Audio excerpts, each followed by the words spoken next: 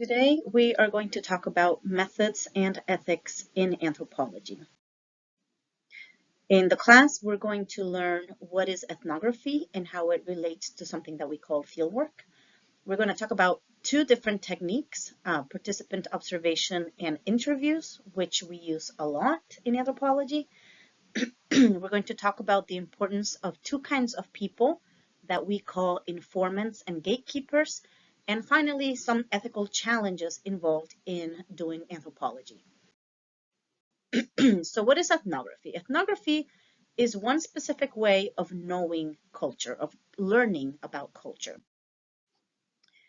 We already talked about what ethnography is in the first lesson, right? But we talked about ethnography as being this strategy for research. In this case, we base it on fieldwork specifically. So ethnography we discussed as a way of describing the culture of one individual social group, and fieldwork refers to a process of immersing ourselves in people's daily lives. So when we do ethnography, we don't describe the culture of a group by casually observing them for 5 minutes. We conduct fieldwork, which means that we live or we spend as much time as possible with the people whose culture we are trying to understand. And that's true whether we're working with people whose culture is very different from us, or whether we are doing an ethnography of a culture very close to our own.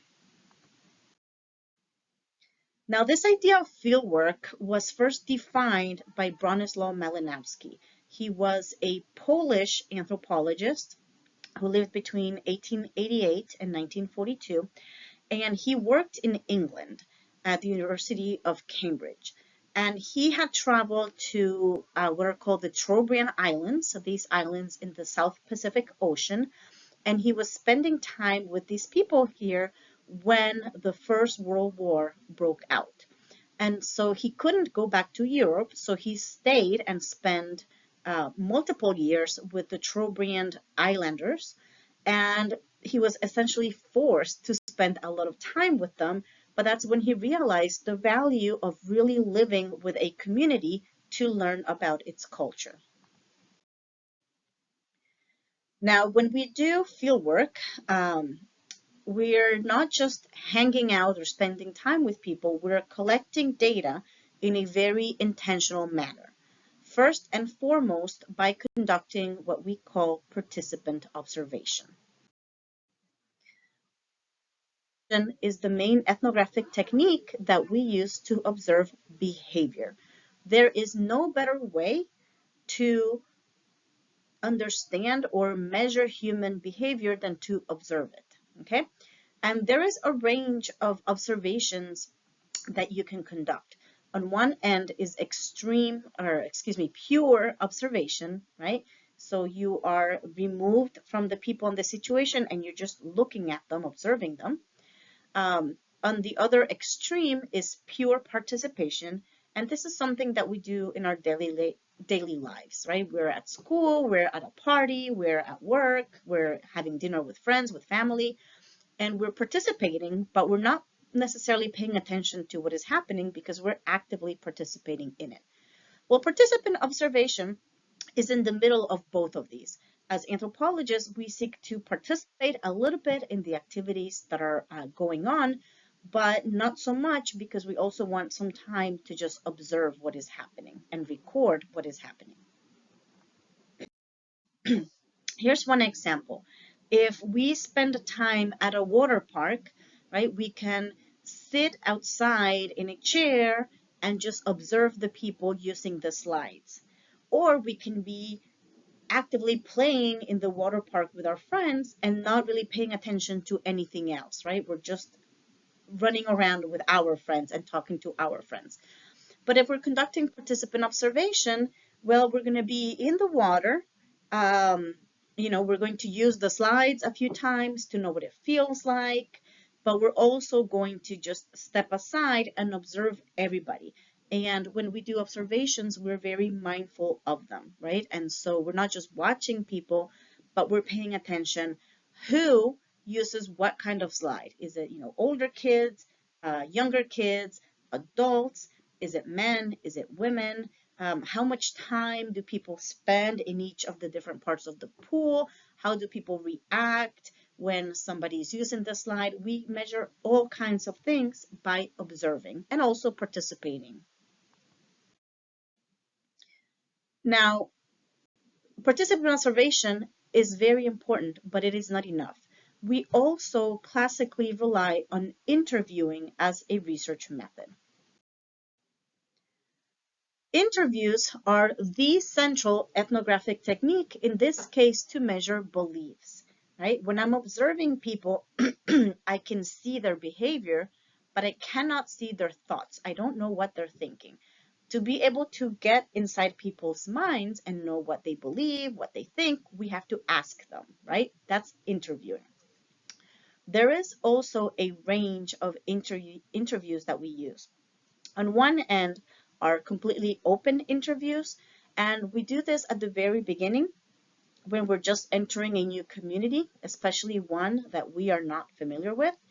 In open interviews, we talk to people, but we basically let them lead the interview. They can talk about whatever they want to talk about. We're just learning. Then there are semi-structured interviews, which are the ones that we use the most. And in this case, we have a list of questions or a list of topics that we want to make sure we cover during the interview. But the order of the questions does not matter as much.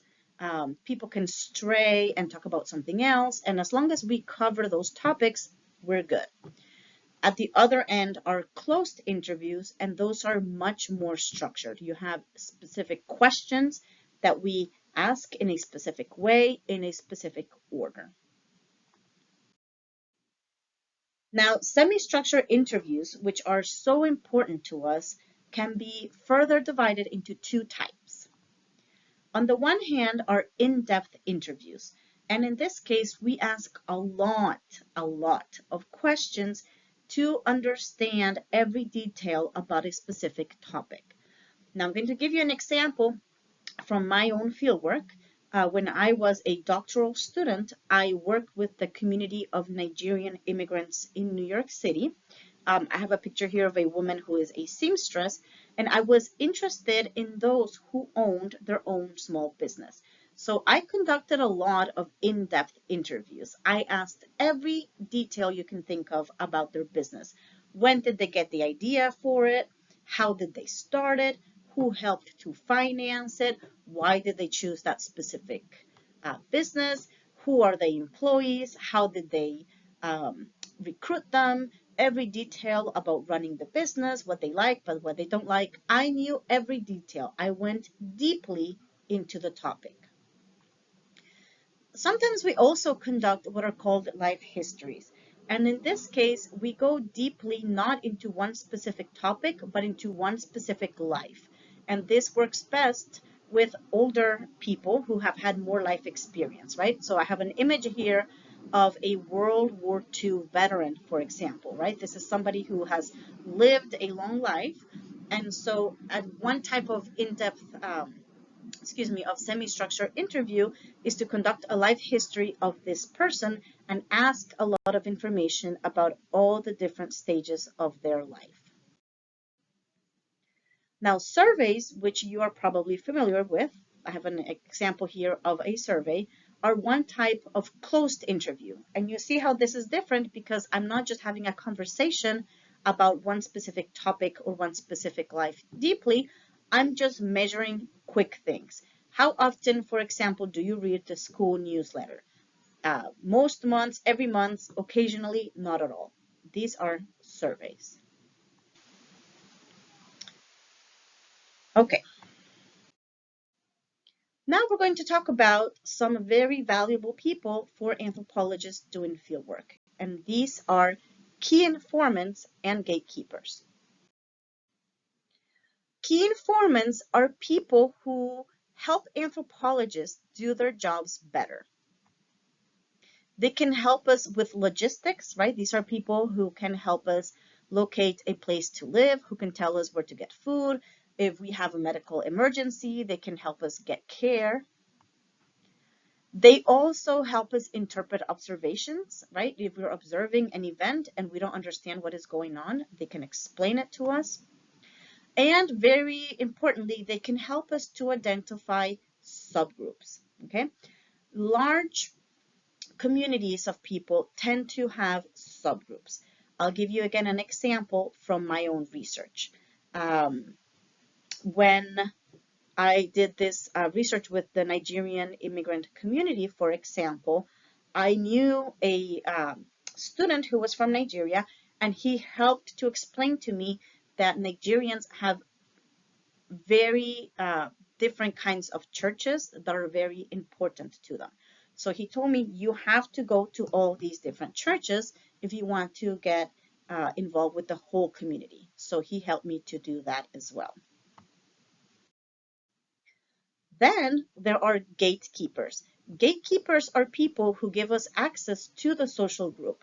And this is really interesting. Every social group has gatekeepers. They might not knowing, but there is always somebody who can literally open the door to us as strangers and let us have access to the people in the social group.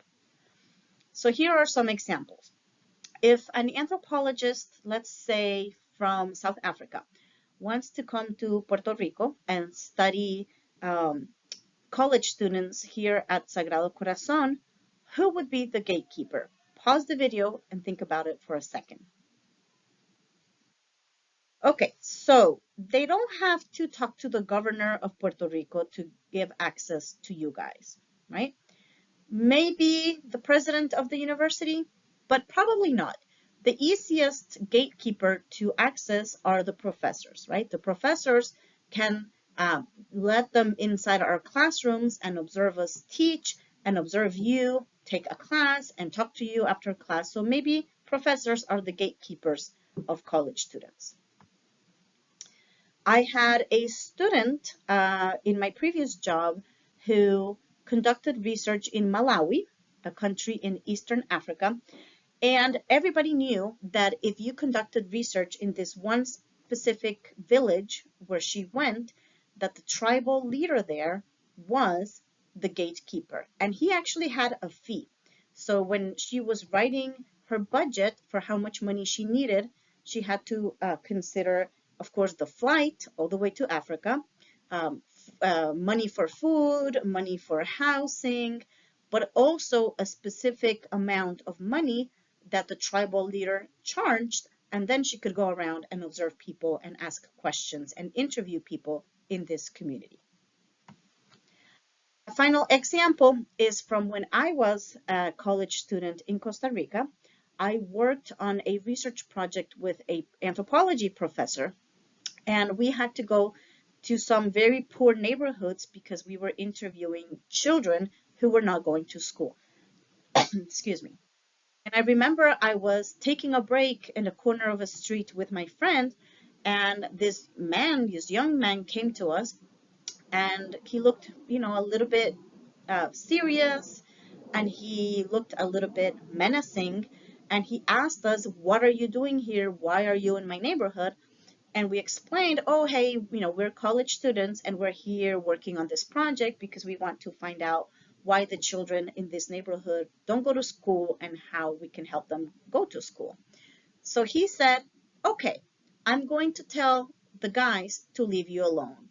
Later, we realized that he was the leader of a local gang, and very informally, of course, they were the gatekeepers to this neighborhood. If they decided that they did not want us to be around asking questions and talking to people in the neighborhood, they would have reacted in a way that would have made us scared and we would have left, right? So even the gang member can be a gatekeeper to a specific community.